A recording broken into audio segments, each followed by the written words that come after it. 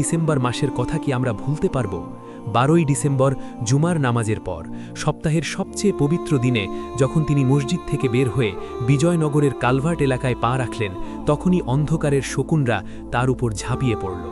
মোটরসাইকেলে আসা অত্যাচারীরা যখন তার মাথা লক্ষ্য করে গুলি চালালো, তখন কি তারা জানত তারা কেবল একটি দেহকে আঘাত করছে, কিন্তু তার আদর্শকে তারা অমর করে দিচ্ছে?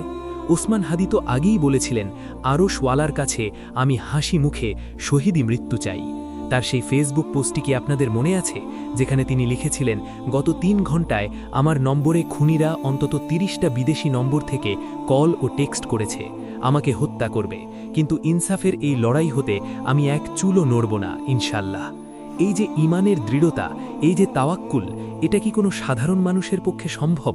এটা কেবল তখনই সম্ভব যখন কারো হৃদয়ে দুনিয়ার ভয়ের চেয়ে আল্লাহর ভয় প্রবল থাকে। রাসূলুল্লাহ সাল্লাল্লাহু আলাইহি ওয়াসাল্লাম বলেছেন,